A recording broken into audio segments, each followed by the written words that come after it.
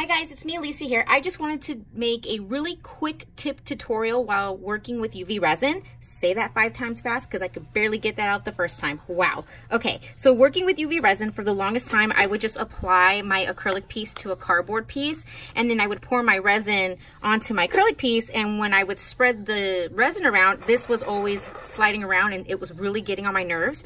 So I decided to apply double-sided tape to the cardboard piece, just like this, and I just pop on my acrylic piece, and now when you pour your UV resin, this won't move around, and it's so much easier to work with your resin. And the also cool thing is this keeps this in place, so when you want to apply a vinyl decal to your piece, it will stay in place and it won't slide around everywhere. And then I just pop it in my UV lamp and cure it, and then when it's done curing, I just pop it right off and it comes off just easily.